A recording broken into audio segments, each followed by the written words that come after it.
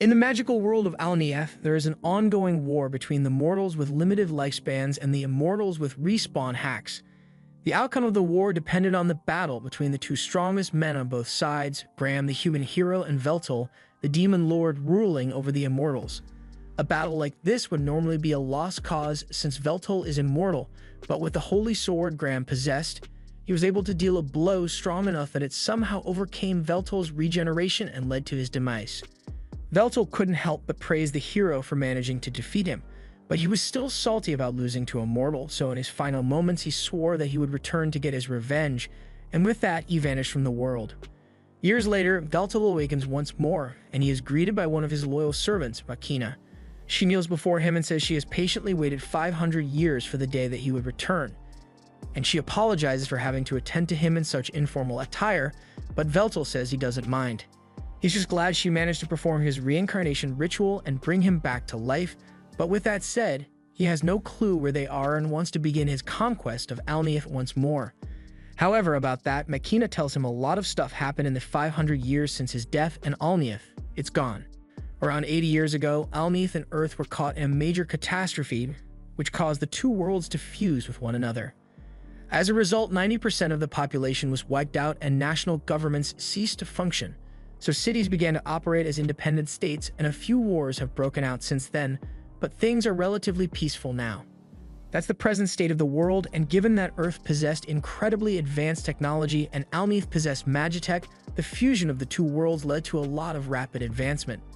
Makina leads him to the surface to show him what the new world looks like, and Veltal is astounded by how far the world has come, but in his astonishment, he forgets to pay attention to his surroundings, so he nearly bumps into a random guy in the street, and Makina has to push him out of the way. He apologizes to her for letting himself get distracted, but he can't believe that man so carelessly bumped into her, one of the 6 Dark Peers. It's almost as if they don't know or care who she is, so Veltal is prepared to instill a new sense of fear into these foolish mortals. He raises his hand to the sky, and Makina already knows what he's about to do, so she tries to tell him it's not a good idea, but it's already too late as he has already fired his spell into the sky and created a massive hole in the cloud cover. In an anticlimactic turn of events, the people seem more annoyed than scared by the fact that someone was dumb enough to use magic in the city, and an alarm goes off soon after, so Makina explains that it is forbidden to use grand magic within the city, so they have to get out of here before they get in trouble. Veltal doesn't understand why he has to do something as cowardly as running away, but since Makina insists, he goes along with her. However, as they are leaving, Veltal notices someone who looks a lot like the hero Graham, but he has no time to confront the man as Makina continues to drag him away. Once they are out of danger, Makina sits down with Veltal and informs him that after he died, the Immortals had to sign a ceasefire with the Mortals and the war between them ended. But when the worlds fused 80 years ago, the citizens of the Immortal Kingdom were forced to scatter all across the world, and not long after, the major industries began a crusade against them. Veltal asks what she means, so Makina tells him that the people of the world collectively decided that immortals didn't deserve human rights, so they began relentlessly hunting them. At first it wasn't that bad, but then people developed anti-immortal weaponry, and from that point on, immortals were killed on sight to the point of near extinction. It takes a few moments for Veltal to process that his people have been wiped out, but once he comes to terms with it, he asks Makina if she knows what happened to the other 5 Dark Peers. The whereabouts of May, Sowold, and Ralshin are all unknown, but sadly, Xenol is confirmed to be dead. He sacrificed himself and acted as a decoy so Makina can escape from the hunters, and he said he was doing it for the sake of Veltal, because aside from Ralshin, Makina was the only other person capable of performing Veltal's reincarnation ritual. Xenol had always been a loyal follower of Veltal, so he is grateful to have had such a good subordinate, but there's still one more person Makina hasn't mentioned, so Veltal asks her about Marcus. Makina doesn't really want to talk about Marcus, so tries to change the subject and asks Veltal if he's thirsty. Veltal says he isn't though, so Makina has to make up an excuse as to why he needs to drink something and tells him to wait there while she goes to buy one. While she's gone, a VTuber starts streaming on some billboards, and he's wondering what the hell it's supposed to be, but then he notices several lights flowing around the area, and it seems to be caused by this one girl on a roof near the billboards. It's not clear what she's doing at first, but then she flicks her wrist, and in an instant, all the billboards start playing hub videos. The girl seems pretty pleased with herself, and no one knows she's the one who did it, so she starts walking away. But as she is leaving, Veltal calls out to her and she panics a little because she just got caught. She tries pretending that she's not involved in any way, but Veltal clearly saw her do something with the surrounding ether, and then all of a sudden, the screens changed. She can't believe someone was perceptive enough to figure out what she did based on the surrounding ether alone. So she asks Veltal who he is, although she doesn't take him seriously when he says he's the Demon Lord. Veltal explains that he knows she did something to the giant picture screens, but he doesn't understand the principle behind it, so he would love to learn about it from an expert like her. The girl is flattered that he thinks she's an expert on the subject, so she starts talking about how this was just some basic hacking, and by comparison, leaking the Pokemon files was way harder. All she did just now was take advantage of a fatal flaw in the billboard's logic barrier, and then she just slipped in some spicy videos for fun. Veltal interrupts her speech and tells her she is looking for one of his subordinates named Marcus, and he's wondering if she has any idea where he can find him. The girl points to the massive tower in the middle of the city and says the CEO of that company is named Marcus, so he might be able to find him if he goes there. Veltal follows her advice and heads up to the Heavy Magic Industries in search of Marcus.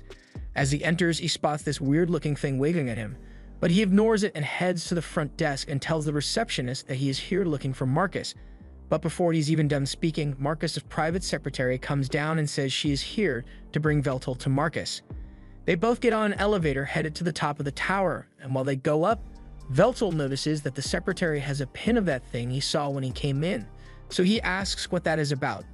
She proudly exclaims that this is the mascot of the company, and they plan to create a brand around it in the near future. Eventually, Veltal arrives at the top of the tower, where he finds Marcus sitting atop his throne. Marcus says it has been a long time since he last saw Veltal, but Veltal finds it disrespectful that Marcus is remaining seated while in the presence of his king. Marcus ignores him and asks what business he has here, so Veltal says he wants Marcus to help him rebuild the Immortal Kingdom. Marcus laughs in his face for a solid minute before telling him that he won't be doing that in a mocking tone. Veltal feels insulted, so he prepares to teach Marcus a painful lesson in respect. However, before he can cast his spell, Marcus's assistant strikes at him with a blade, so he is forced to dodge out of the way. He is shocked that she is capable of using armament forging magic, but before she attacks again, Marcus tells her to stand down. He then turns to Veltal and tells him he has become weak because in his prime, he would never have felt threatened by magic of that scale. How exactly doesn't he intend to take over the world if a single human is able to give him so much trouble? Marcus refuses to serve a king who is so pitiful, so he tells Veltal to get out of his sight before he forces him. Veltal is enraged and begins casting a spell to take Marcus down, but before he can finish, Marcus has already cast his spell Breaker and Veltal is left in shock because Marcus was never gifted enough to outclass him in spell casting. Marcus has been waiting for this moment for years, so he takes great pleasure in telling Veltal that his strength is a relic of the past. He reveals the implant in the back of his neck, but Veltal doesn't know what that thing is, so Marcus pulls up an instructional video explaining everything about it. The device is called a Familia, and while using magic normally requires a 5-step process: initialization, construction, expansion, incantation, and proclamation. This device allows people to skip 3 steps, so now anyone, and I mean anyone, can use magic at high levels. And in case Veltal is getting any ideas about implanting a Familia of his own, Marcus specifically designed it to be incompatible with higher beings like Veltal.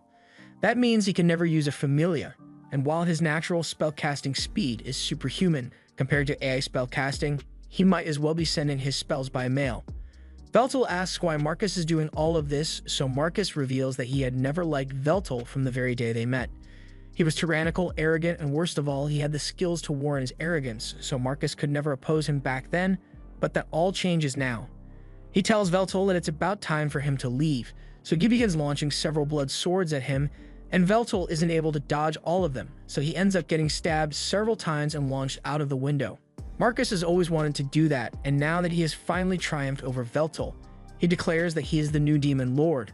But all that aside, his secretary really wants to discuss the promotional ideas she has for the company mascot, so Marcus tells her to submit her ideas at the next planning meeting. Meanwhile, Veltal has crash-landed back into the city, and his regeneration is far slower than it used to be, so he's having a hard time recovering from his injury. He tries to walk out into the street, but he accidentally bumps into someone, and as a result, he gets into a fight that he immediately loses. Now look at him laid out in a pile of trash. and wondering why he keeps losing to mortals like he lost to Graham until Machina eventually finds him. Machina gets him onto a train and begins apologizing for hesitating to inform him of Marcus's betrayal, and because of her hesitation, he ended up being disgraced so badly. He tells her there's no need to apologize because even if she had told him, he would have still wanted to confirm it for himself. Once the train comes to a stop, Machina leads Veltol to the apartment building she lives in and tells him this is her home. Veltol thinks she means the entire building belongs to her, but Machina leads him into her small room and explains that this is where she really lives. Veltol thinks she is joking at first, but Machina is dead serious because this is all she can afford with her salary.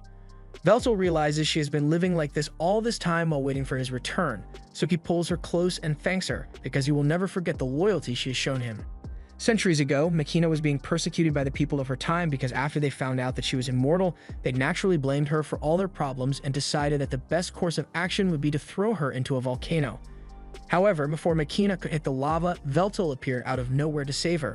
This was their first time meeting, and the only reason Veltol came was because he heard there was another immortal like him in the area, and after seeing Machina for the first time, he was not disappointed. He extended an offer to her to devote her body and soul to him. And from that day forward, Machina has remained loyal to Veltol. She soon wakes up to her alarm, and before Veltol wakes up, she heads to the kitchen to make breakfast. While waiting for the soup to boil, she calls on her virtual assistant, Eliclate, and a miniature version of herself appears in her field of view. It gives her a breakdown of the date, time, and current weather conditions. Machina asks Elec how she's doing, so Elec runs a full diagnostic check on her systems and reports that everything is in perfect working order, which is good, but that's now exactly what Machina was asking. Machina finishes up with breakfast, and once she is done, she goes to wake Veltol up and serves him the food. He's never seen food like this before, but just by its smell, he can tell that it is going to taste great. He picks up the chopsticks to try it, and sure enough, he loves the food Machina made for him, and hearing that makes her extremely happy. Once he is done eating, Veltol asks if Machina knows of the location of any other immortals, and she does know of a few other immortals who managed to escape the immortal hunts. But recently, immortals have been going missing, and Machina has even lost contact with two of her close aides, Ornard and Palmlock. She hopes they just went into hiding, but with no way of contacting them, she can't be sure. Veltol asks if immortal hunts still happen, but she answers that the hunts actually ended decades ago. The hunts were started by Marcus to secure his position at the top, and now that he has all the power, he has no reason to continue. The resentment people had towards immortals has also dwindled over the years, so it's not particularly dangerous to be seen outside. After Machina's aides went missing, she went to their apartment to check up on them, and the place was a mess, so she assumes a fight happened. But the only clue she could find was this note with the words Immortal Furnace written on it. As Veltol reads the message, he reaches for his cup of tea, but a sudden sharp pain causes him to flinch, so he spills it everywhere.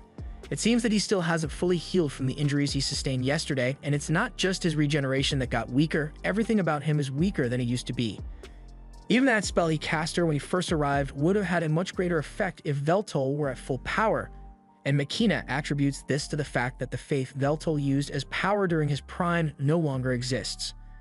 As of now, he is only spoken of in history books. Without recognition, Veltol's powers will never truly return to him, but he thinks that should be easy enough to solve as he just has to make himself known once more. With that said, he tells Machina that he wants to head out and explore the surrounding area since sitting around all day would be bad for him. So Machina suggests that the two of them should go shopping. Out in the city, the first thing they should do is get Veltol a set of good street clothes, so they walk into a store and Machina asks him to step on the platform so the machine can take a 3D scan of his body. She apologizes for being limited to cheap store clothes due to her budget, but Veltol tells her he doesn't mind since his natural beauty would look good in any attire. After taking his measurements, she asks if Veltol has any preferences, but he doesn't know much about the style of the current era, so he leaves the choice up to Machina. Machina decides to ask Elec to make the most optimal choice for Veltol, taking into account budget and practicality, so after a bit of processing, Elec settles on a tracksuit. Machina doesn't think a tracksuit would be a good idea, but once Veltol sees it, he absolutely loves the way it looks, and he is even more intrigued by the design on the back. So Machina explains it's an old language used by the people who used to live on this land, and the symbols on the jacket spell out Demon Lord. Since Veltol seems to like it, she takes the tracksuit for him and walks out of the store.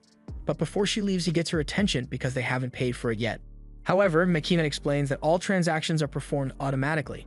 After that, they have some food at a fast food joint, and while they are sitting together, Veltol asks Machina what it's like to have a Familia installed. Marcus's betrayal aside, the Familia is without a doubt a revolutionary device, so he is curious about it. Makina explains that it is really convenient since it not only allows for easier use of magic, but it can also be used to gather information, go shopping, or even communicate. Before Familias were mainstream, people had smartphones to do these things, but it was really inconvenient to have to hold it. Veltal asks her to let him see it, so he turns her around and begins touching it. Makina is a little startled at first, but she's actually really enjoying this, so much so that her Familia has to warn her that her heart rate just spiked. Once he is done inspecting it, Veltal asks her if it isn't uncomfortable having the Familia installed in the nape of her neck. And while it felt strange at first, she got used to it once it became illegal for companies to stream ads straight into people's heads. It's difficult to live daily life without one of these, but at the same time, having a Familia doesn't necessarily make your life better, as shown by her current living situation. As they walk home, Veltal makes a declaration that he will get a job. Makina is taken aback and tells Veltal that he doesn't need to do something as lowly as working. Her living conditions may be suboptimal right now, but she assures him that she will provide a better lifestyle for him. She says she will just pick up more shifts or maybe even get 2 or 3 more jobs. But Veltal interrupts her and says that times have changed. He is no longer the omnipotent god he once was, so he needs to adapt to the current circumstances. And most importantly, he wouldn't feel right if he just sat back and did nothing while Makina worked to provide him with food, clothing, and shelter. Without his duties as king to occupy him, he will need to take up labor. But that does not mean he has given up on conquering the world, so he asks Makina if she is willing to continue to serve him, and Makina swears to be by his side for the rest of her life. Later that day, Veltal is about to head out to look for a job, but Makina refuses to let him go without her because she's worried about him. Veltal tells her she can't come since she has her own job to worry about, but Makina says she can just call off for the day so she can go with him. Veltal refuses to let her do that, so he reminds her that in the unlikely event that he fails to find a job, he would have to rely on her income, so she can't just skip out on her job. Makina agrees to let him go on his own, but for safety, she hands Veltal a device that comes with a little money in case of emergencies. It also has a tracker, so if there's any trouble, Veltal can use this to contact her, and she will race over as soon as possible. He realizes that she is worried about him, but the extent she is going to just makes him feel like a child. Still, even though he said he wanted to go by himself, he doesn't have a clue what kinds of jobs are available or how to get one.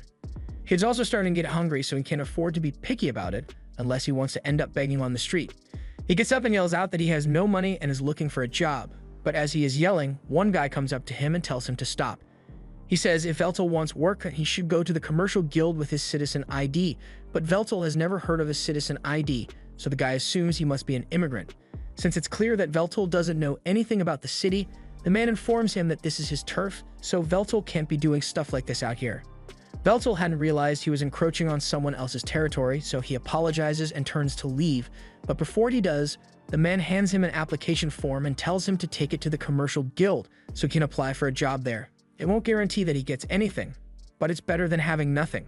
Also, he warns Veltal not to get involved with any companies under the IHMI company, especially construction-related, because they are incredibly exploitative and laugh in the face of safety regulations. Veltal takes the man's advice and thanks him for the help, so he heads to the commercial guild in search of employment. However, once he gets there, the interviewer isn't too enthusiastic about employing him. On his application, Veltal wrote down wide-scale annihilation magic as one of his special skills, and he also wrote down dungeon creation and experience leading a nation 500 years ago. So the interviewer calmly puts down his application and tells Veltal that there are no positions available for him. Besides, since Veltal doesn't have a familia, he isn't eligible for hire anyway. After Veltal returns home, he is feeling really depressed about not getting a job, so he lays on Makina's lap and asks her if he is really incapable of doing anything in this world, but she assures him that he is still superior to everyone else, so she tells him he should just let her do the working from now on. However, Veltal refuses to sit idle, so he asks Makina if there is anyone she can contact for assistance, and now that she thinks about it, there is someone she can call. Veltal is surprised that Makina actually has a friend in this era, but Makina wouldn't exactly call the person a friend. They do go shopping together, eat, play, and sleep over sometimes, but that's about it. Veltal is confused because they sound exactly like a friend to him, but Makina still refuses to acknowledge it. A little while later, they meet Makina's friend in a nearby cafe, and it turns out to be a hacker girl Veltal had met yesterday. She introduces herself properly to Veltal and says her name is Takahashi, but even though Makina had mentioned how the Great Demon Lord would one day be revived, she never actually thought she would be able to meet him in the flesh. She starts poking Veltal to make sure he is real, and Makina yells at her not to be disrespectful, but Veltal says it's fine since he is the one asking her for assistance here. Veltal asks how Takahashi and Makina met, so Takahashi starts explaining that she met Makina on a doujin site, but after seeing the look on Makina's face, she realizes that she probably shouldn't tell Veltal about Makina's search history, so she tells him to forget about it. Just then, Veltal notices the familia on Takahashi's neck, so he reaches over to inspect it, which freaks Takahashi out, but she lets him finish what he's doing. Veltal apologizes for startling her, but he noticed that Takahashi's familia was different from Makina's, so he was looking into how it is built and how it functions. Takahashi is surprised that Veltal can do all that just by touching it. So Makina explains that Veltal has a Sage Eye ability that allows him to use the flow of mana to understand the composition of any object he touches. He has a general idea of how a familia works, but there are still a lot of components he can't fully analyze yet. However, that's a problem for another day because the reason they are here right now is to ask if Takahashi can introduce Veltal to some kind of work. She asks why Veltal doesn't just go to the commercial guild, but he already tried that, and they rejected him for not having a familia. And due to a certain CDO's vendetta against him, Veltal can't have a familia installed, so they were hoping Takahashi would have some ideas. Takahashi thinks about it for a second, and Veltal is a young-looking, 500-year-old demon lord with a great voice, a handsome face, and no familia. Yeah, there's only one clear option available, so it has been decided that Veltal will become a streamer. Takahashi explained that streamers post videos of themselves doing stuff online, for which they receive money from ad revenue or donations. She even has some leftover equipment from when she used to stream, although it will be a little outdated. But if he becomes popular, he can just buy new equipment for himself. Makina says she is firmly against the idea of Veltal becoming a streamer because the job is extremely unstable and risky. She thinks it would be much better if he got a reliable job like flipping burgers, but Takahashi thinks this could be a great opportunity for him. Veltal has a great voice, great looks, and an incredible aura, so he fits all the markers for becoming a star, and when she puts it like that, Makina can't deny that Veltal is charming, but she still isn't sure this is a good idea. There are some games he wouldn't be able to play without a familia, but he could always just stick to the games that still use physical controls. And most people don't even watch because of the game anymore, they'd just be watching to see Veltal do stuff. Makina asks him what he thinks about all this, and given the fact that he doesn't have many options available to him, he agrees to go along with Takahashi's idea. Later that day, Makina was taking a bath while Veltal did some research about this world's internet, and it doesn't take him long to figure out how it works. It allows people to spread information faster than anything he has ever seen, but as a result of all this access, people either resort to watching cat videos or doing degenerate shit online. He believes it should be easy enough for him to sway public opinion in his favor with this, but all of a sudden, Makina finishes her bath and walks out completely naked. Once she realizes what just happened, she gets dressed and apologizes to Veltal for being so inconsiderate.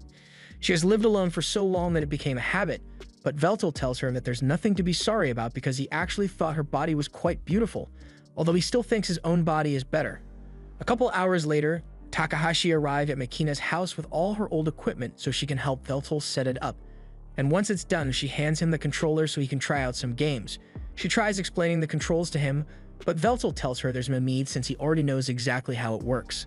Something like this is much easier to analyze than a familia, so he starts scrolling through the game library and settles on Bloodborne.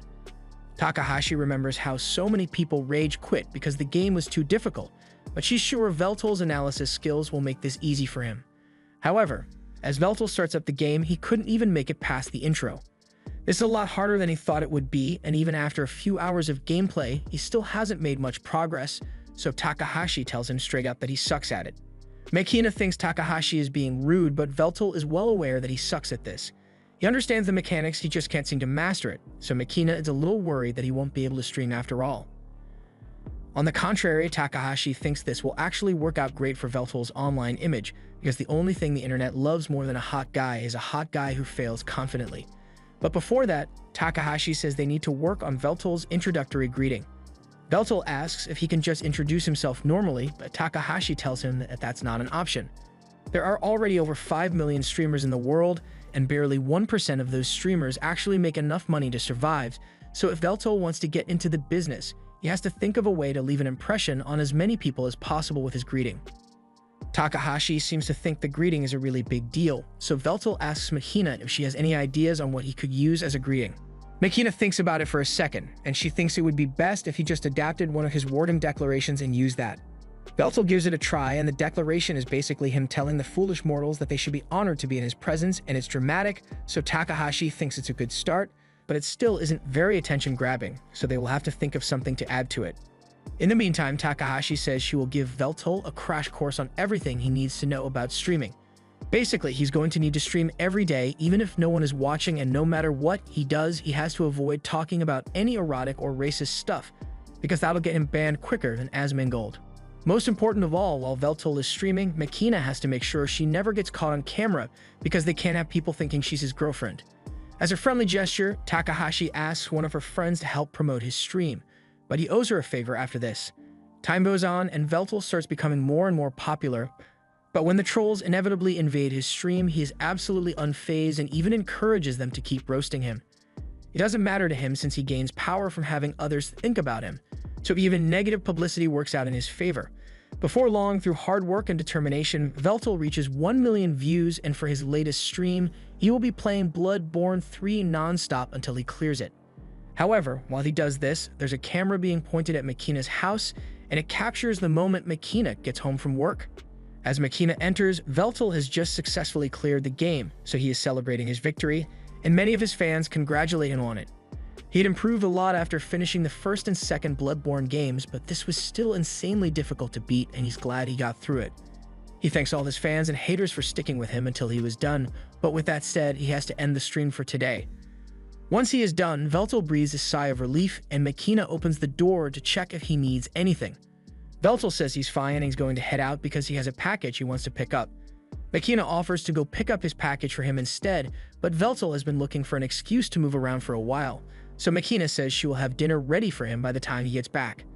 He heads out into the city, and as he walks through the slums, he talks about how distorted and trained the social structures are in this city. However, as he continues to walk, he is shocked to come across a familiar face sitting on the side of the road. The hero Graham.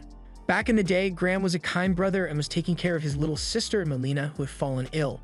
He comforted her and said he would head out to gather some medicinal herbs to help her recover, but as he was about to leave, his father called out to him and handed him a sword. He had heard that there were monsters active in the forest, so he wants Graham to take the sword so he can protect himself if he runs into anything dangerous.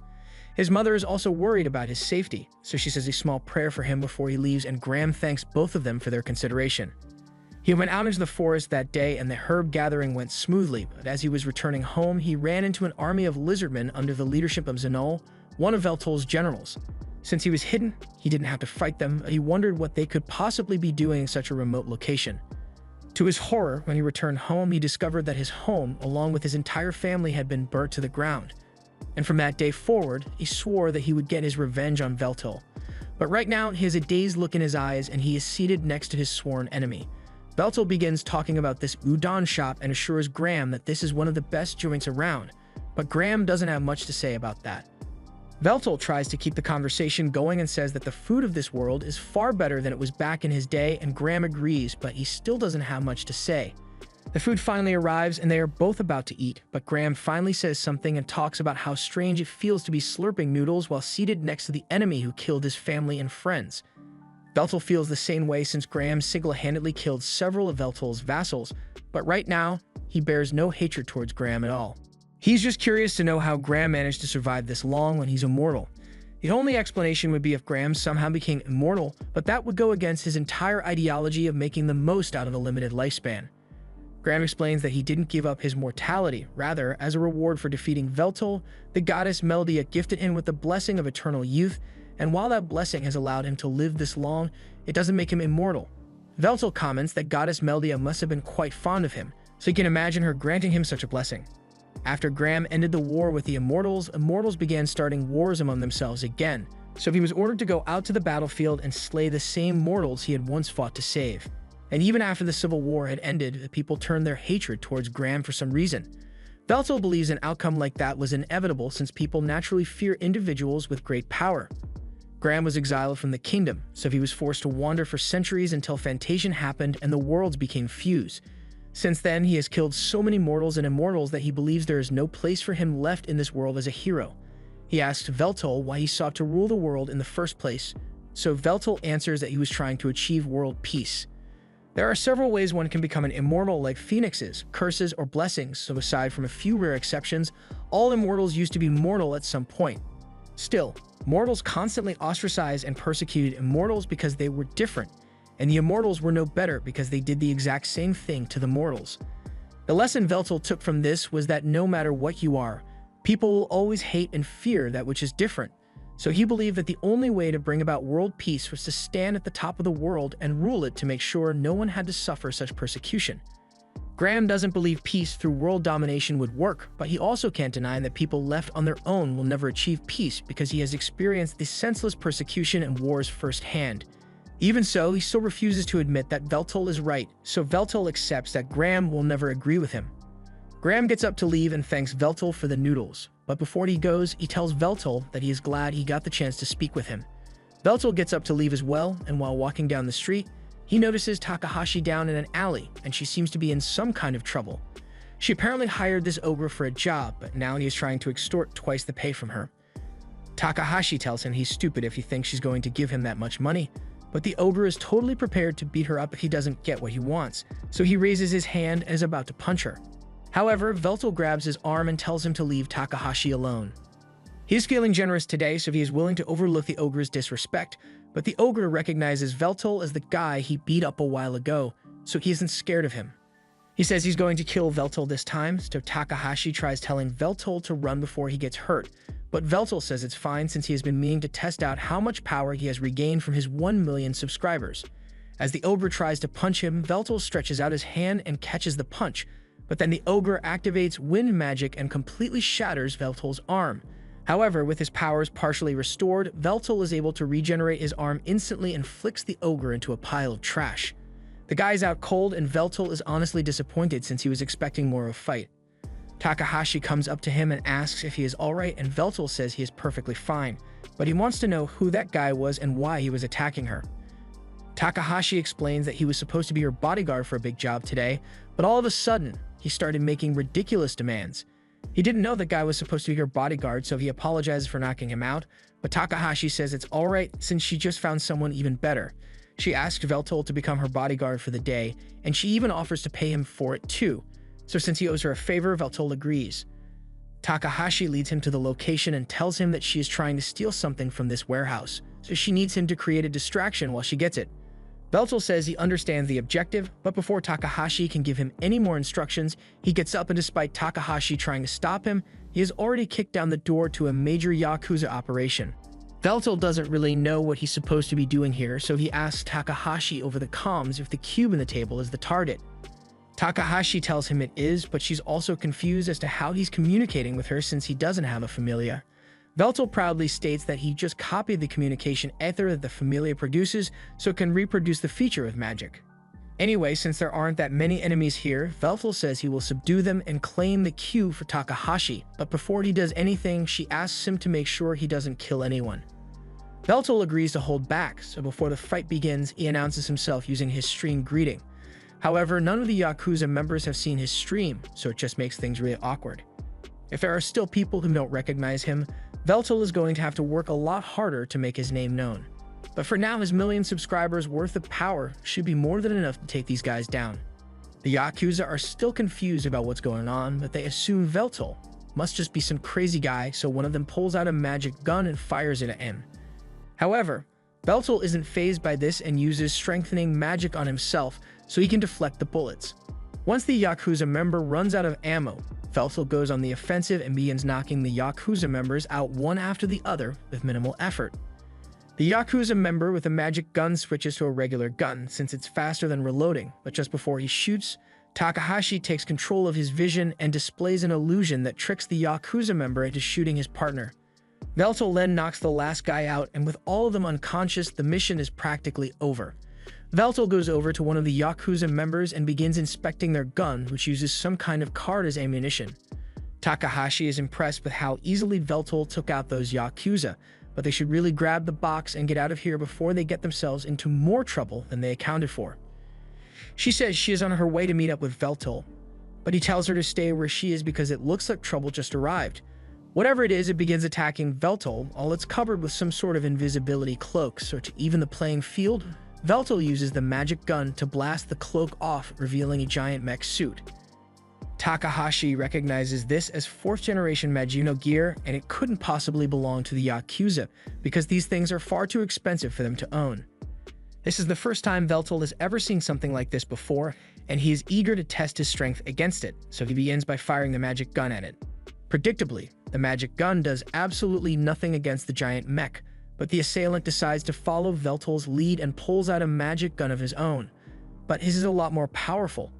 He tries to shoot Veltal, but Veltal is too quick for him and manages to sneak into a blind spot above the mech.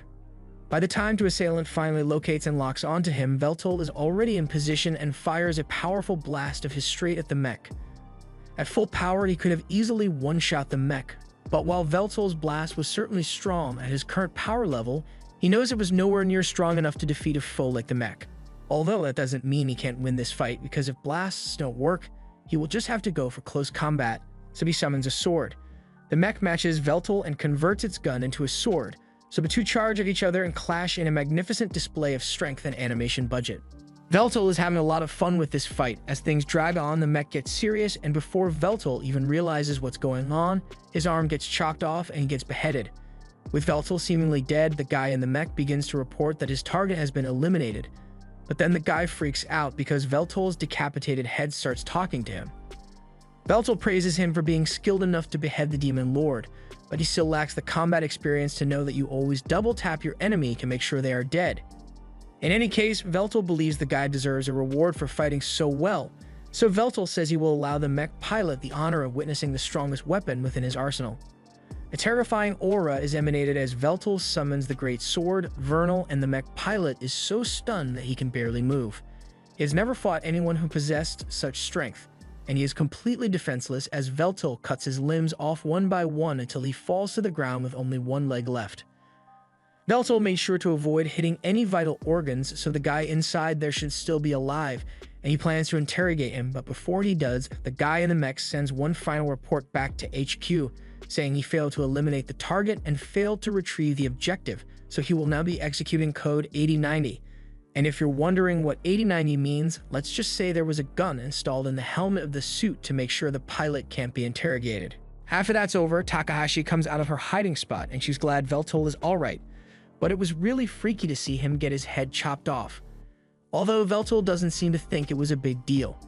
He's more surprised that weaponry exists that could enhance an individual's power to such an extent, so he says this time period is truly terrifying. However, Takahashi thinks Veltal is the terrifying one because he just single-handedly destroyed a Magino gear, and these things are strong enough to wipe out entire countries if needed.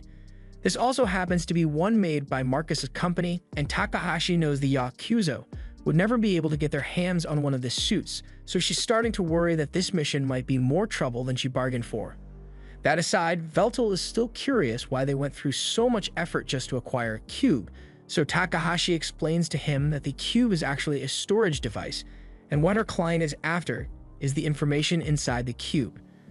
Takahashi says they can take a look at data if Veltal wants, so she pulls out a cube reader and places the cube on it. At first, the only thing that appears is a blank page, but after a little tweaking from Takahashi, the cube opens up and a list of names appears on the list. Takahashi has no idea what to make of this list of names, but Veltal recognizes the people on this list to be his immortal subjects. This is concerning, so Takahashi says she will contact her client so she can find out what the list is about, but unfortunately, her client isn't answering his phone. So they are going to have to go meet him in person if they want to discuss this. Takahashi leads Veltal to the massive apartment building where her client is and says the guy they are looking for is up on the 13th floor. As they walk up to the front door, Takahashi uses her hacking skills to bypass the security system so they are allowed entry even though they aren't residents here, and she is really proud of herself for it too since there's no security system out there that she can't bypass. As Veltal and Takahashi get in the elevator, Takahashi is about to push the elevator button, but Veltal stops her and says he wants to do it instead. Takahashi doesn't mind letting him push the button, but she asks why he wants to do it, and Veltal doesn't really have a reason for it, he just likes pushing buttons. He begins pushing the button for the 13th floor, but Takahashi forgot to mention that this elevator doesn't allow you to get to the 13th floor directly. First, you'd have to go to the second floor, then the 17th, then back to the 4th, and so on until you eventually get to the 13th floor. Since they are here, Veltal starts walking out of the elevator, but Takahashi tells him to wait since her client Eiju is a pretty paranoid guy, so he had dozens of traps laid across the entire floor, and if Veltal accidentally sets one of the traps off, he's going to become minced meat. Veltal appreciates the warning, but as far as he can tell, there are no traps in this room. Although, it would be more accurate to say that all the physical and magical traps have been disarmed. Takahashi is surprised that Veltal could figure that out so easily, but part of his duties as Demon Lord included building and maintaining dungeons, so discerning the layout of traps is a trivial matter for him. They continue walking until they finally get to Eiju's front door and Takahashi rings the bell, but surprisingly, he doesn't answer. Takahashi can understand him ignoring phone calls, but he usually always answers his front door. However, upon closer inspection, Veltal realizes that the door isn't even locked in the first place. This raises a red flag for Takahashi since Eiju would never do something as careless as leave his front door unlocked. Veltal suggests they should proceed with caution since they don't know what they will find in there, so Takahashi leads the way and heads towards Eiju's workroom. There she finds Eiju in his chair, but when she gets a little closer to him, she discovers that he is drenched in blood and completely lifeless. Takahashi freaks out at first, but Veltal calms her down and goes over to inspect the body. He remembers seeing this guy's face somewhere before, although he was wearing a bunch of trash at the time. Takahashi says that sounds like something Eiju would do since he would often dress as a hobo whenever he went out to gather information. There's an obvious stab wound in Eiju's chest and another one in his neck, but judging from the state of the blood around him, Veltal assumes it has only been a few days since Eiju was killed. A man like Eiju may have had many enemies, but the way he was murdered was too efficient for it to have been done out of hatred. It is way more likely that a hitman was hired to take Eiju out, especially since the killer went through the effort of destroying Eiju's familia. Someone must be trying to cover up whatever information Eiju had. It probably had something to do with the job Takahashi accepted from him, but it's not like they can get any information from him now that he's dead. Takahashi thinks for a second and begins searching around Eiju's room, because a seasoned information broker/hacker would definitely hide some sort of offline storage devices nearby for extra data security. After searching for a bit, she discovers a laptop in a hidden desk drawer, and this looks like it might have the answers they are looking for, but when she turns it on, she finds all the files in a corrupted mess. It may look that way, but Veltal notices that the files are all arranged in a very specific order, so Takahashi is able to compile until she uncovers a video. Eiju made this video in case he was killed before he could complete his investigation, and he didn't know who would end up watching it. But he wanted to make sure at least one person knew the truth because the prosperity of this city was built upon terrifying evil. All the power in this city relies on the Aether reactor in the center of the city, but with the enormous scale of the city, the reactor would need at least 10 mana ley lines to draw power from in order to meet the energy demands. However, there are only 2 ley lines in this area, yet the reactor never seems to run out of energy, so it stands to reason that the reactor is drawing power from another source. And this secondary power source is called the Immortal Furnace Project. Essentially, the furnace burns the souls of immortals like firewood and converts the resulting energy into ether for the city. And since immortals are higher beings, a single immortal's soul produces a lot of energy, way more than the souls of thousands of mortals would ever be able to generate. The data Eiju found showed that Marcus's company employed desperate homeless people as construction workers for the Immortal Furnace, but once construction was done, all the workers suddenly disappeared, and Eiju believes they were all killed so they could be fed to the furnace as well. One of the first immortals to be fed to the furnace was one of Veltal's close subordinates, Zenol, and this greatly angers Veltal. The whole immortal hunt was a scheme by Marcus to turn the world against immortals so people would accept their execution, and he could burn immortal souls in the furnace, although the public was never made aware that this was how he killed them. Recently, Marcus made a deal to buy information about some immortals from the Yakuza, and that probably means he's running low on immortal souls to burn, so he's looking for new victims. If the furnace runs out of immortal fuel, then the heart of the city would cease to exist as people know it. But even so, Eiju thinks it's wrong that innocent immortals are being sacrificed to power the city. After the video ends, Takahashi is enraged by the revelation that immortals are being treated so badly, but there's not much she can do about it since even if she were to try and publicize this information, it is likely she would just end up dead just like Eiju over here. Veltal tells her that this is a problem for immortals, and as the king of immortals, it is his duty to do something about it, so she doesn't need to burden herself with this. For now, they decide to inform city officials of Eju's death so he can receive a proper burial. And as they leave, Veltal tries to contact Makina so he can inform her of the immortal furnace. But to his horror, she isn't responding to his calls. Something must have happened to her. While Veltal was busy on his errand, Makina looked in the fridge to see what she could make for dinner by the time he got back, but it was still the same stuff in there as last time. On the bright side, Alec tells her she should be able to make some good curry with the ingredients she's got on hand. Just then, the doorbell rings, so she gets up to go answer it. But to her utter disgust and disappointment, it turns out to be Marcus. After what Marcus has done, the only appropriate response is violence on sight, so Makina hits him with a massive burst of fire. Marcus is engulfed in flames and sent flying backwards. But he is just as immortal as she is, so a little fire isn't going to be enough to end him. Makina completely transforms and steps out of the house to face him because she already knows he's up to no good. Before the fight begins, Makina disconnects her Familia from the network so Marcus won't be able to access it, and after that, the two of them begin launching magic weapon attacks at each other. It looks like it's been fairly even so far, but then while Marcus is distracted, Makina gets in close and grabs onto one of his arms, causing it to explode and come off entirely. She managed to catch Marcus off guard with that one, but a few seconds later, he has already regenerated his arm. He then casts a bloody sword rain area attack and causes a massive explosion of his own. But thanks to the shield Makina put up, she was completely unharmed. However, she can't say the same for the house since she doesn't have fire insurance. Just then, Marcus's secretary leaps out of the smoke and tries to finish Makina off with a sneak attack, but Makina is too quick for her. So the only thing the secretary slashes is an illusion. Makina had expected Marcus to be too cowardly to come alone, so she prepares a spell to burn the secretary to ash. However, before she can complete it, Marcus calls out Codebreaker, and all of a sudden, Makina's Familia stops working. This leaves Makina disoriented, so the secretary takes advantage of the opening and stabs Makina through the chest while she's distracted. Makina collapses to the ground and she isn't getting back up anytime soon. Now that the fight is over, the secretary scolds Marcus for being acting so recklessly since Makina could have easily killed her back there. And all this fighting could have been avoided if Marcus had simply disabled Makina's Familia from the start. As the two stand over Makina's motionless body, Makina glares at Marcus, but Marcus is actually enjoying it because he loves seeing Makina in such a pitiful state. Makina asks him what he did to her, so Marcus explains that he simply shut her Familia down. Makina didn't think it would be possible for him to do since she disconnected her Familia from the internet before the fight started, and normally she would have been right, but Marcus's Familia is somewhat special. It's a new prototype that was designed specifically to be more advanced than the modern Familias. All modern Familias have an inbuilt backdoor that allows access to the system, and as the director of IHMI, he has admin access to every Familia in the city, so he can forcibly shut any Familia down if he chooses to.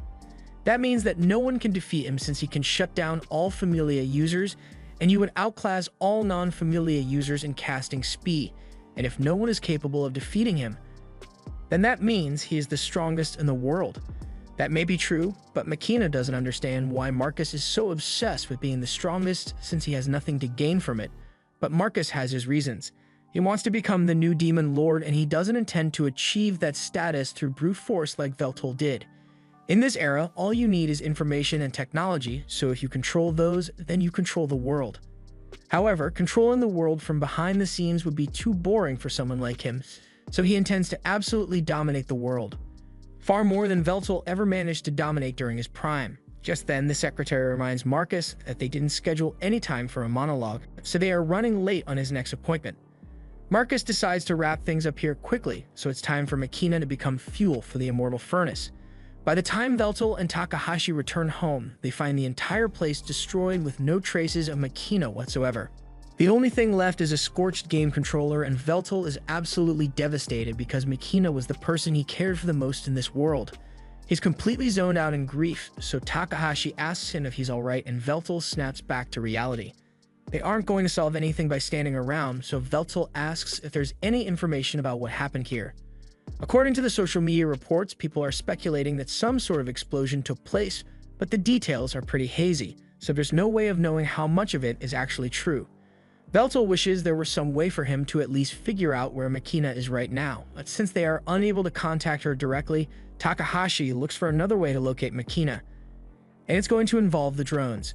Since this place is a slum, there aren't a lot of security drones passing throughout, but there are a lot of delivery drones though, and those drones have cameras on them, so all she needs to do is hack into their systems and take a look at the video data. Within a few moments, Takahashi gains access to the drone systems, and from the video feed, they can see the battle that took place here, and that Marcus was the one behind it. They can't tell what Marcus was saying, but after defeating Makina, he and his secretary took her and drove to a restricted section of the city reactor. And that can only mean that he intends to burn Makina's soul to power the city. Veltal thanks Takahashi for the valuable information and starts walking in the direction of the reactor, but Takahashi tells him to wait and think this through. She understands why he would want to rush in there to save Makina before it's too late, but that reactor is the most secure location in the entire city and has dozens of Magino gears patrolling the area, so Veltal won't be able to handle it on his own. And while Takahashi can certainly help him get there, she isn't much of a fighter, so he would need to find someone who's strong enough to help him. But Veltal doesn't have many remaining allies in this era, although there is one person he can think of who might be perfect for this rescue operation. Veltal later goes to meet with Graham, and at first, Graham wants nothing to do with him. But when he sees the proud Veltal kneel before him and ask for help, he decides to at least hear him out. Veltal explains everything he has learnt about the city's ether reactor, and Graham had always suspected that something wrong was going on there. But now that he knows the truth, he's absolutely appalled by the despicable nature of the project. Veltal pleads with Graham to assist him in storming the reactor because he knows he cannot save Makina as he is right now, but Graham seems more annoyed than sympathetic. Veltal's subordinates killed Graham's family, Veltal himself waged dozens of wars and killed millions of people, and now he is bowing his head to his sworn enemy just to save the life of one immortal woman. He finds this to be utterly shameless. Graham does not like the fact that this city is built upon the deaths of innocent people, but at the same time, that reactor is the heart of this city, so if he were to agree to help Veltal destroy it, then the entire city would be plunged into darkness, and the lives of millions of people would be ruined. He asks if Veltal is planning to destroy the lives of everyone just to save one person, but Veltal laughs at the idea of such a short-sighted plan. He is no fool, so he has obviously thought about the consequences of his actions, and that's why he intends to both save Makina and fix the problems of this city. However, right now he does not possess the power or support necessary to do so, so he has no choice but to humbly ask his former enemy for help, and the confidence behind Veltal's words convinces Graham to get up and act as a hero once more. However, he makes it extremely clear that he is not doing this to help Veltal, and he still hasn't forgiven all the atrocities Veltal committed centuries ago, but there's a kidnapped woman whose soul is about to be burnt, so he agrees to temporarily join forces for the sake of justice, although it still feels strange to be teaming up with the Demon Lord. A little while later, Takahashi manages to find a way for the two of them to get into the reactor without having to go through the restricted area, so she leads them to a hidden entrance. Apparently, this was used to transport all the materials that were used to build the reactor, but even if this path will eventually lead them to the reactor, Veltal says they don't have enough time to clear a maze like this. On the other hand, Graham thinks it will be child's play to clear this maze, since he has done it so many times in the past. He casts a spell called Auto Mapping, and within a few seconds, a detailed map of the maze begins to appear in his hand. Veltal has never seen a spell like this before, so Graham explains that it's a unique one he came up with during his time as an adventurer. But that just makes Veltal angry because he put a lot of effort into building those dungeons back in the day, and it turns out Graham was just cheating his way through it. He accuses Graham of having no pride as an adventurer, but Graham says an adventurer's pride has nothing to do with this, since his goal was always to get through dungeons as quickly as possible, so he couldn't care less if Veltal's traps and tricks went to waste because he had a map. Takahashi is getting sick of all their arguing, so she yells at them to quiet down and take the mission seriously because they still need to rescue Makina. The two of them realize they were being really childish, so they both apologize to Takahashi and promise to focus on the task at hand. A few moments later, Graham finishes creating the map, and with this, they will be able to make their way through this maze without getting lost. Veltal asks if Graham is sure they can trust the map, and Graham confirms it, adding that his mapping magic can also detect traps and enemies.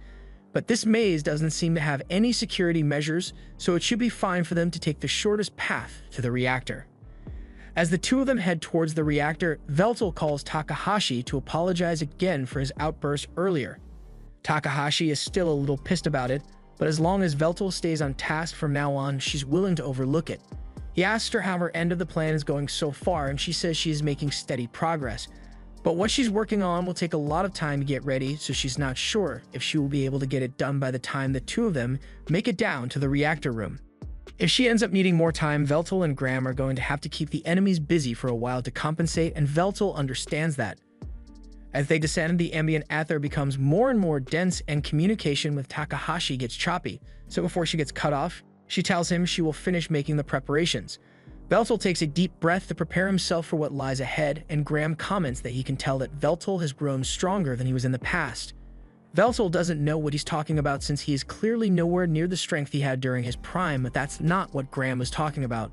Veltal was able to lower his head to this sworn enemy in order to save his subordinate, but the old Veltal would have let Makina burn before he bowed to anyone.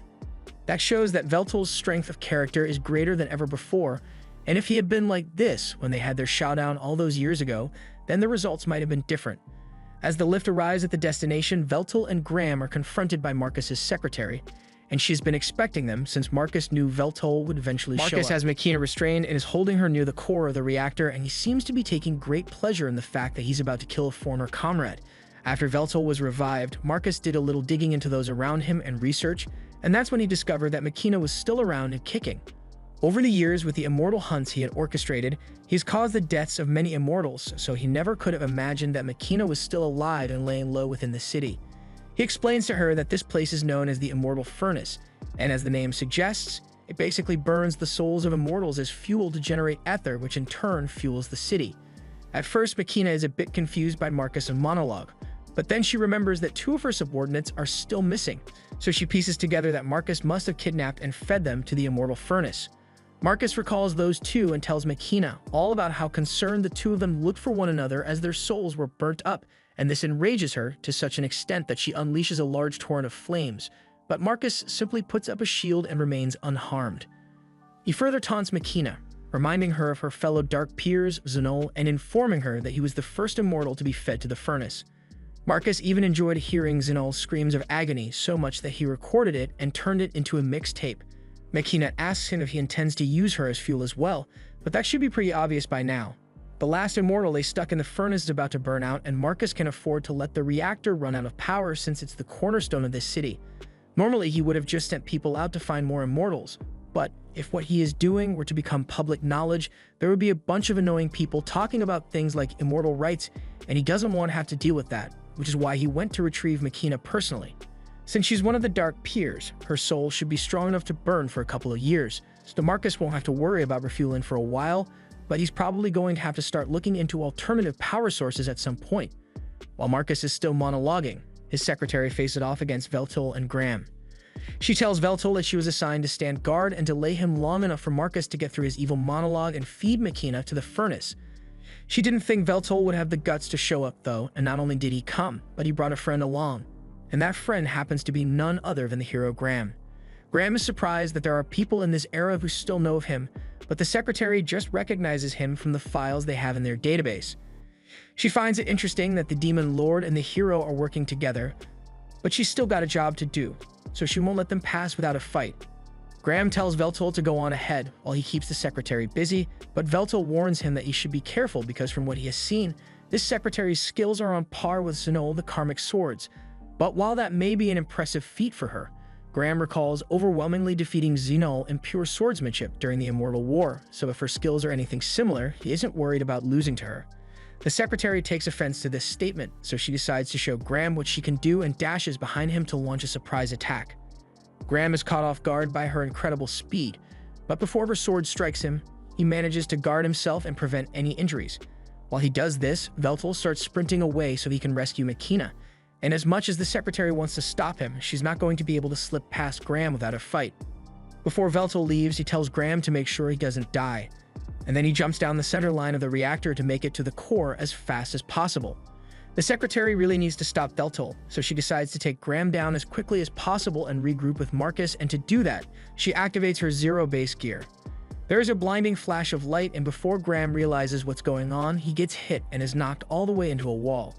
He looks down at the secretary, and she is now wearing a full set of Magino gear, and not just regular Magino gear either.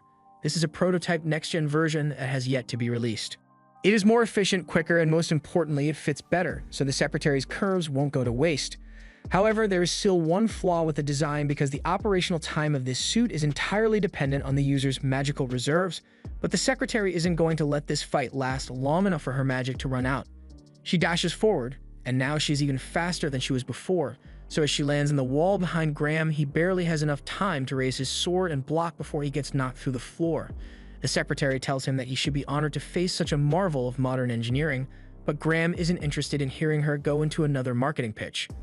The secretary calls Graham a relic of the past since his sword, armor, and even his familia are all outdated, and as such, she is sure she will be able to claim victory with her cutting-edge techniques and equipment. Graham tells her that fancy equipment and training don't guarantee victory in a match because at the end of the day you either win or you lose, and the secretary agrees, but then again, her fancy equipment is pretty fancy. She slashes at Graham with such speed that he is barely able to react and block before he is hit, but then he sees her sheath her sword again, and the second she does, she unleashes yet another lightning speed slash. However, this time Graham was prepared for it, and he is able to block it much more comfortably. Even so, he still can't find any openings in her defenses, so he admits that the level of advancement this era has achieved is truly frightening. The secretary tries dashing behind him to attack once more, but Graham has seen that already, so he parries her attacks and kicks her away. But he can tell that he didn't do much damage due to the toughness of her armor. He hasn't made much progress against her in this fight, but he has at least figured out one thing about her attack pattern. He says she can only use that lightning-fast attack of hers when her sword is fully sheathed, and the secretary confirms that he is correct, but simply discovering that doesn't mean he can beat her. With her Magino gear and incredible attack speed, her victory is pretty much guaranteed, and she's grown tired of wasting time here, so she's going to finish this quickly. She begins repeatedly attacking Graham with her lightning blade, but he seems to have gotten used to the speed, so he's able to dodge her attacks fairly easily. And even when he gets hit, he takes almost no damage and recovers immediately before landing on his feet. The secretary charges at him again, but this time, while their blades are locked, she tries to hack into Graham's familia to shut his body down. But for some reason, she can't gain access, so she assumes Graham must have implemented some safeguards against hacking. If she can't hack into his familia, this is going to be a lot harder than she anticipated, but she is still confident that she can win nonetheless. However, while she's in the middle of saying this, Graham decides to go offensive, so he steps on her sword to hold her in place and casts an earth glaive that sends shards of rock flying at her. The secretary manages to free herself without much trouble, but Graham hasn't finished yet. In the next second, he casts an ice spell to freeze the rocks in place along with the secretary, and while he knows it won't be enough to hold her for long, he just needed her to stay in one place long enough for him to get close and multi-layer cast a fireball at point-blank range. The force of the explosion is so powerful that it sends the secretary flying backwards into the wall, but despite all the fireworks, she's still mostly unharmed, although she's really pissed that a relic of the past like Graham is giving her such a difficult time. Graham is amazed that a fireball of that level didn't do more damage, but at least he knows his tactics are still effective against her. The secretary is enraged and sprints forward in a frenzied attack, but all of her strikes are parried, and Graham connects cleanly with a slash to the chest, although it still doesn't get through the armor. She gets pushed back, and she doesn't understand how she could possibly be losing to a fossil like Graham. But even if Graham is old, he is still the hero who single-handedly ended the Immortal War, so there's no way something like this would be able to beat him. She decides to try one final attack and puts all her mana into her lightning strike because she couldn't possibly lose a full power clash against that rusty sword Graham is holding, but Graham corrects her and says his sword isn't rusty. It may be dormant right now, but as long as there is someone in need of a hero, it will always regain its light. Graham calls upon the power of the Exasword for the first time in centuries, and after a brief confirmation of Graham's noble intentions, the sword grants him permission to use its power, so he squares up against the secretary and tells her he is about to use his ultimate technique, the very same one that killed Veltal all those years ago. The secretary still tries her best to defeat Graham, but when she sees the size of his sword light growing, she realizes she isn't getting paid enough to deal with all this. But it's too late by then, so Graham unleashes his attack. It is still insanely powerful, so even though the sword only allowed him to use a fraction of the power that he possessed in his prime, Graham was still able to completely destroy the secretary's Magino gear with that one weakened strike. And it's honestly impressive that she managed to survive getting hit with it in the first place. The secretary has finally realized that she can't beat Graham, but she still doesn't understand why she lost to him. So Graham sits down next to her and explains that her defeat was mainly because of the difference in experience, especially since he has over 500 years of experience. The secretary asks why Graham is getting up to go help Veltal fight Marcus, but Graham thinks Veltal will be just fine on his own. She tells Graham that Veltal stands no chance against Marcus since Marcus is much stronger than her, and on top of that, no one without a familia will be capable of defeating or keeping up with Marcus in the first place. Graham tells her she is severely underestimating Veltal, although he understands why she would think Veltal is weaker than Marcus since she has never seen Veltal's trump card. The only person who knows about it is Graham since he had to fight Veltal to the death, but Veltal rarely ever used it, so even Marcus probably isn't aware of Veltal's legendary sword. Graham was only here to make sure that people like the Secretary don't interfere with Veltal's fight, so he is sure Veltal will come out victorious. If that's the case, then the Secretary asks Graham if he is going to kill her, but he says he's not. He's a hero and the Secretary is too injured to continue fighting him, so he has no reason to finish her off. Just then, magic bullets begin raining down on the two, so Graham uses his magic to cast a shield to keep them safe. It looks like reinforcements have arrived, but they were more than willing to shoot the Secretary along with Graham, so something tells him that she is in as much danger as he is. And if that's the case, what kind of hero would he be if he didn't protect an injured woman to the best of his abilities? Meanwhile, down in the core, Marcus has Makina by the throat and is just about done with his monologue, so he throws Makina into the furnace so her soul can be burnt up. But as she plummets to her certain doom, the only thing in Makina's mind is the fact that she will no longer be able to stand at Veltal's side. However, just before she hits the furnace, a cloud of black smoke rushes down and catches her. It then flies back up to the platform, and as Makina opens her eyes, she sees Veltal standing over her, saying he is here to save her. He turns to face Marcus, and Marcus is visibly annoyed by Veltal's presence, but he decides to pretend to be civil for a little while and mentions that he's been watching Veltal's streams lately, so he congratulates him for gaining 1 million subs. Veltal refuses to engage in idle chit-chat, but he wants to be fair about this, so he asks Marcus if he has any justifiable reason for attacking Makina and burning the souls of so many immortals. Marcus proudly states that he doesn't need to justify his actions to Veltal, so Veltal only has one more question to ask. He wants to know if Marcus will ever swear his loyalty to him again, but without skipping a beat, Marcus declares that he will never serve under Veltal for as long as he lives.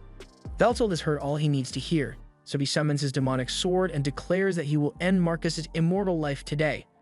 Marcus isn't fazed by Veltal's threat in the slightest, so he begins casting blood spears at Veltal, and even though Veltal is able to deflect them, Marcus makes the spears explode to catch him off guard and pulls out a blood sword so he can fight in close range. Veltal makes it out of the explosion unharmed, so he charges at Marcus, and Marcus notices that Veltal already has strengthening magic cast on himself.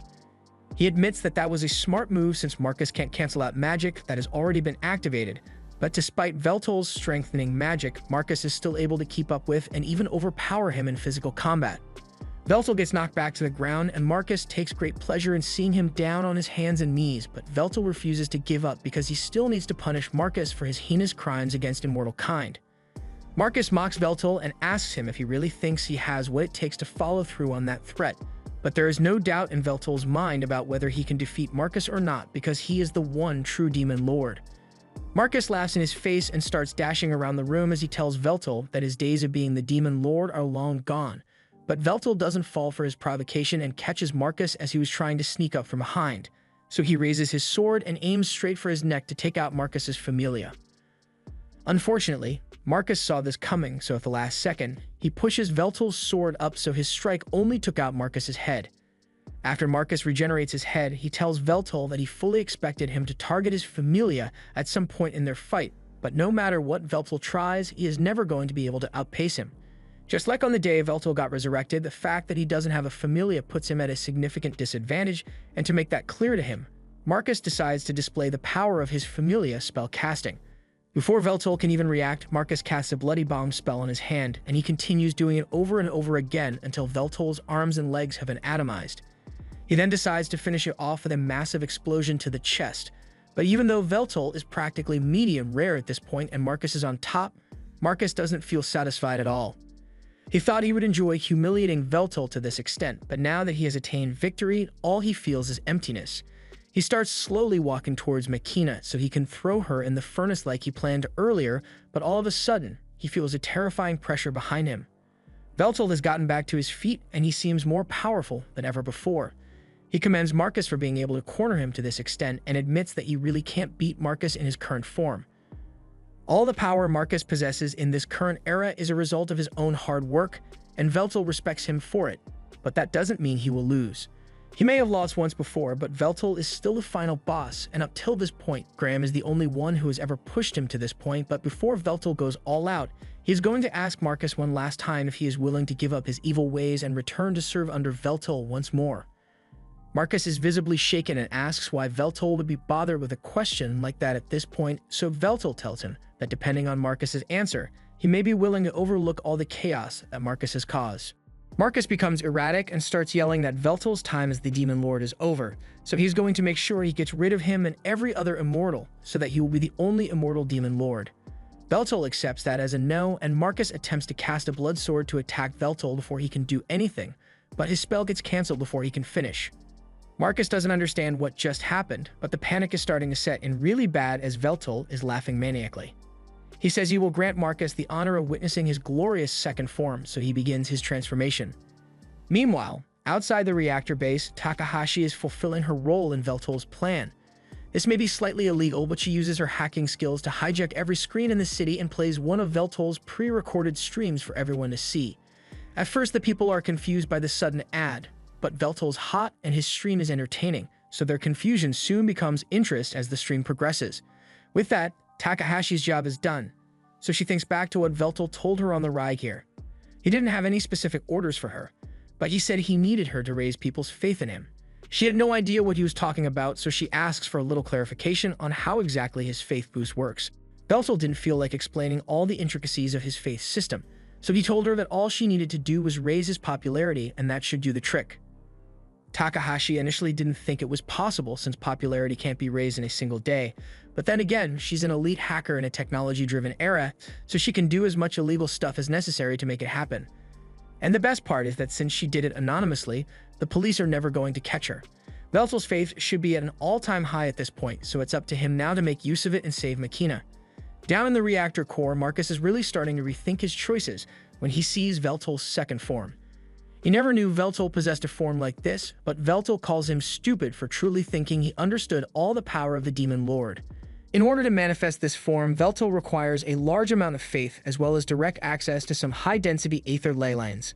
He welcomes Marcus to tremble in fear before his greatness, but Marcus still thinks he might have a chance of winning since Veltal still managed to lose to Graham back then. Veltal can't deny that he was defeated by Graham, but if Marcus thinks he is capable of replicating such an incredible feat, then he is more than welcome to try. Marcus nervously tries to cast his blood sword spell, but it's still not working, and no matter how many times he casts it, it keeps getting cancelled just before it is activated. Marcus doesn't understand why this is happening, but Veltal tells him there's nothing to be confused about since he is only replicating the same trick Marcus pulled the first time they fought. Back then, Marcus's Familia let him stay 2 steps ahead of Veltal in terms of magic casting, but now with Veltal's new form and boosted capabilities, he has been able to achieve proclaimless magic. Marcus can't believe Veltal managed to achieve something like that in such a short time when even the latest Magitech isn't able to recreate magic without incantations or proclamation, but it was pretty simple for Veltal to do once he took this form and fully analyzed Marcus's Familia. Using proclaimless magic does eat up a lot of aether, but luckily Veltal is right next to a massive power source, so he can use it as much as he wants and can cast magic simply by thinking about it. And all this is thanks to Marcus, because even with Veltal's genius, he would never have been able to achieve this without Marcus's work as a baseline, so he once again commends him for his excellent work, but now it's time for his punishment. Marcus still refuses to accept that he has lost, so he tries to cast his blood swords again, but this time instead of just canceling Marcus's magic, Veltal decides to disable Marcus's Familia altogether, so he can't spam his magic anymore. That doesn't stop Marcus from trying though, but he looks so pitiful and desperate that's kind of awkward. Eventually, it sinks in that he has been completely dominated, so he starts questioning how this could have possibly happened to him after all the careful planning he did to surpass Veltal. Veltal is getting sick of hearing Marcus whine, so he summons an explosion inside Marcus's mouth to shut him up and tells him to remain silent. However, Marcus regenerates his mouth and is about to begin yelling again, so Veltal uses wind magic to slice him up and fire magic to burn him to ash. Marcus is still able to regenerate from this, so Veltal just keeps hitting him with all kinds of magic until Marcus falls to the ground exhausted. Simply killing him isn't going to be enough of a punishment for the crimes Marcus has committed, so Veltal decides to take a page out of Takahashi's book and uses his magic to hack into Marcus's Familia and make him see some terrifying shit. Marcus starts freaking out, so Veltal explains that none of those things are actually real. He is simply using Marcus's familia to feed his brain false visual information, and this kind of illusion is so realistic that one would never be able to tell the difference normally. Marcus can't believe Veltol was able to hack into his state-of-the-art familia so easily, but after everything else Veltol has done isn't actually that surprising. Marcus has basically lost all his advantages now, so between the threat of being killed over and over again at the hands of Veltol or being left to go insane while haunted by illusions, Marcus begins cowering in fear and pleading for his life. He even swears that he will loyally serve Veltol once more, but Veltol already gave him 2 chances to surrender, and he made it clear that there would be no mercy afterwards, so it's time to get on with Marcus' punishment. He raises his sword and stabs Marcus through the back while he's bowing and then raises his body up. But when Marcus opens his eyes, he realizes that he is being dangled off the immortal furnace, and his terrible fate begins to set in. Marcus asks Veltol if he's really going to drop him in the furnace, and Veltol doesn't hesitate to answer because that's exactly what he plans to do. Marcus tries to talk Veltol out of it since he stands to gain nothing by dropping Marcus in the furnace, but Veltol has very good reasons for wanting to drop Marcus in. 1, his face is annoying, and 2, if Marcus is dropped in the furnace, then it will continue to operate a little while longer, at least long enough for an alternative energy source to be invented. Marcus starts yelling that Veltol is no better than him since he is willing to use the machine that he came here to save Machina from, and while going through with this definitely is morally gray, Veltol isn't called a demon lord because he's a morally upstanding guy. Marcus starts arguing that aside from his selfish ambitions, there were circumstances that forced him to do things this way, so it's not entirely his fault, but Veltol isn't going to be talked down, so Marcus attempts to use some of his blood as a last-ditch attack. I have no idea why he thought that would do anything though. Veltol is done dealing with Marcus, so he uses his fingers to scrape Marcus' body off his sword and drops him into the immortal furnace, where he completely disintegrates and becomes fuel for the furnace. Now that Marcus is gone, Machina's bindings come undone and Veltol returns to normal, so it's all finally over. But this whole mess and the possibility of losing Machina forever have taught him a little bit about the value of life, so he has come to realize that he cares for Machina more than anything in this world and tells her that he loves her. Some time passes, and we see a blonde girl in the school staring out the window because she's bored with her current life. She glances at a couple of girls in her class with Giga Chad jawlines, and the second they catch her looking at them, they begin calling her a loser in every way imaginable, and all without breaking their mewing streak. Just then, the teacher enters the class and tells everyone that they have a couple new transfer students joining their class today, and as she tells the first exchange student to introduce himself, we see Veltol proudly state his name and proclaim that he will leave his mark on this city. If you're wondering how we got here after the incident with Marcus, Veltol and Machina's lives pretty much went back to normal, and Veltol continues with his streaming career. He has just beaten the final boss of his speedrun campaign, and Machina has been cheering for him the whole time from the other room. Now that he's finally done, Veltol gloats over his victory to his viewers because they kept saying there was no way he would win. Although it did take him 3 days of non-stop gaming to finish a 10-hour game, so if he wasn't immortal, he'd probably be dead from sleep deprivation. In any case, his resilience has once again earned him a victory, so Veltol bids his viewers farewell and ends the stream.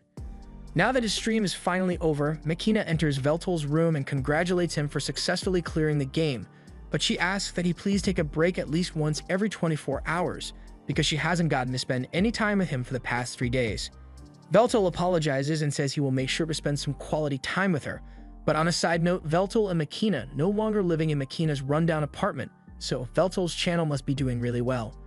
In fact, he has just reached 3 million subscribers, so Machina asks him if he would like to celebrate by going out to eat sushi. Veltol appreciates this sentiment, but he says there's no need to celebrate something as trivial as 3 million subs, because the true milestone is the fact that his power has risen to the point where he can now access his Dark Sword's second form at will. Machina congratulates him on that as well and again asks if he would like to go out for sushi to celebrate, so Veltol asks her if she really wants sushi that badly, but Machina says she doesn't particularly like sushi. Veltol is confused by this, but instead of asking her to explain, he's just going to ignore her statement and go back to talking about his sword's second form. Unfortunately, he doesn't have much of a use for it since his sword's second form was mainly used to execute immortals. Speaking of which, now that Marcus has been dealt with, Veltol thinks it's time for them to start looking for the rest of the immortal Dark Peers that went missing. The ones who are still missing are Ralsheen, Sewald, and May, and knowing Marcus, he would definitely have bragged about killing them if he had done it, so it's safe to assume that they are still alive somewhere. Veltol asks Machina if she is willing to help him with this arduous task, and she swears that she will do all that she can to make sure they succeed. Now, as for how to find the other Dark Peters, Veltal recalls creating a Dark Peers record at one point before he was defeated, so he asks Makina if she knows what happened to it. The Dark Peer records have all the mana signatures of the various Dark Peers engraved into it, so it keeps track of their location and activities automatically. However, Makina explains that the records went missing a long time ago, so it's going to be really hard to find them now. But even so, Veltal is determined to locate the rest of his subordinates no matter how long it takes. But just then, the doorbell rings, so they go to answer it and find Takahashi standing there. Veltal is surprised to see Takahashi in a uniform because she never told him she was a high schooler this entire time. He asks her if it's really alright for her to be doing all those dangerous and illegal jobs of hers when she's still a student, but Takahashi doesn't see anything wrong with it as long as she doesn't get caught. She also mentions that she saw Veltal's stream earlier, so she congratulates him on beating that game even if it did take him 3 days. Veltal is a little worried that his viewers might not like him streaming for so long, but Takahashi assures him that it's not that big of a deal. People usually just listen to long streams as background music, so as long as he posts some highlights every once in a while for those who can't watch the whole thing, he should be fine. She asks what game Veltal plans to stream next, but then there's an awkward silence since he doesn't plan on streaming for a while. Takahashi figures out that there's something Veltal and Makina aren't telling her, so she starts whining about how unfair it is that they would keep secrets from a friend like her. Veltal eventually decides to let her in on the mission and tells her that he is searching for an ancient magical gadget called the Dark Peer Records. Takahashi gets all excited after hearing this, since either means she gets to go on a treasure hunt. She tells Veltal he can rely on her to locate the records, since with her hacking skills, it shouldn't be that hard.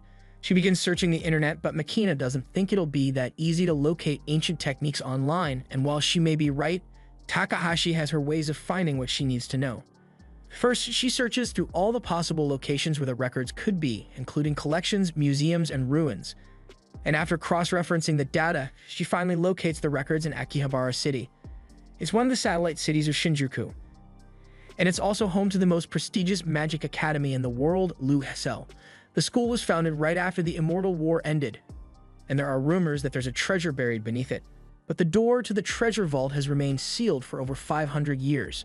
The timeline of the school's formation lines up with the time the record would have gone missing, so Veltal believes it has to be in that treasure vault. Makina asks if they should bust in there and take the records by force, but Takahashi thinks that plan is way too barbaric. It'd be way easier for them to just sneak in undetected and steal it since Takahashi can disable their security system. But Veltal has an even better idea in mind. If they are going to sneak into a school anyway, why not simply enroll as students and blend in? That sounds pretty fun to Takahashi, so she offers to forge the documents for them, and Veltal officially declares that he will be going to school. The next day, they get their things ready and set out for Akihabara City, but when they finally arrive, Veltal gets stuck at the immigration gate by a robot asking for his ID. However, Veltal has 3 million subs now, so he is outraged that the robot doesn't already know who he is. He was just about to call for a manager, but Takahashi doesn't want to deal with any Karen outbursts from Veltal, so she just shows the robot his identification and drags him away so they can keep heading for the school.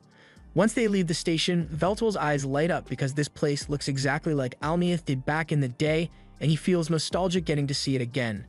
This city is known for its advanced Magi engineering, so the magical prosthetics sold here are some of the best in the world and perform extraordinarily.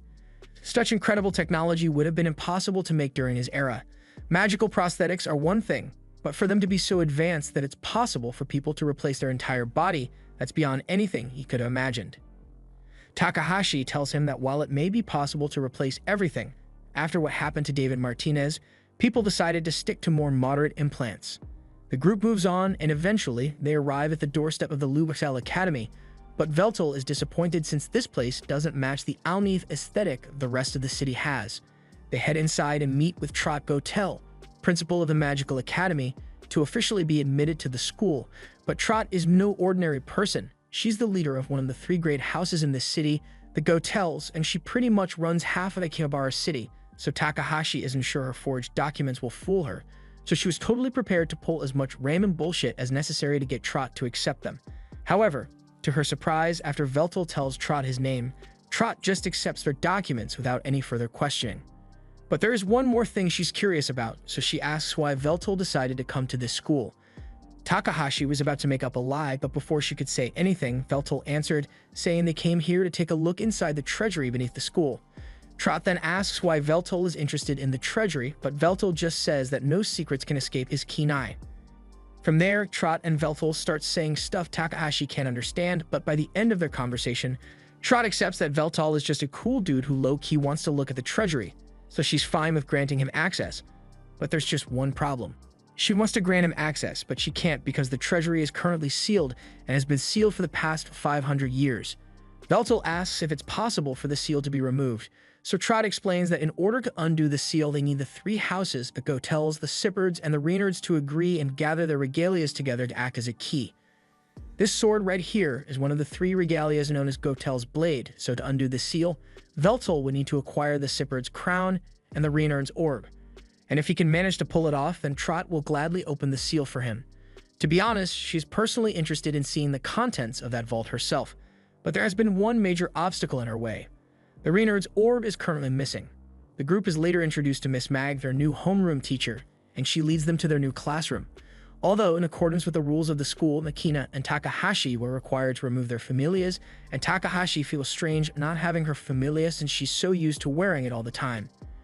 This school puts a lot of emphasis on traditional magic studies, so it is strictly prohibited for any student to wear a familia on school grounds. Veltal personally agrees with this policy since while a familia may be an incredible aid for everyday life, one can't truly understand magic unless one learns to do it unassisted. Once they arrive at the class, Mag tells them to come in one after another after she has explained everything to the rest of the class. While the teacher is gone, Veltal asks Makina and Takahashi what they should do for their introductions. He recently played a game with a transfer student in it, and he discovered that it is absolutely essential to have an impactful introduction, which leads us to his introduction.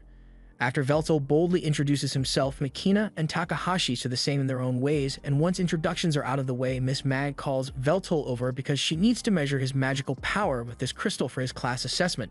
Veltal understands why she wants to assess his magic, but he wants to warn her ahead of time because he is sure that he will end up breaking that crystal. Mag thinks Veltal is just overreacting and tells him that there's no way the crystal will break, but as Veltal attempts to use it, the crystal indeed breaks. Meanwhile, we see Graham in the city and he looks like he is searching for something. After the Marcus incident, he became friends with the secretary, so he's having her help him in his search for his goddess. This was the end of episode 8. Subscribe to not miss the next part.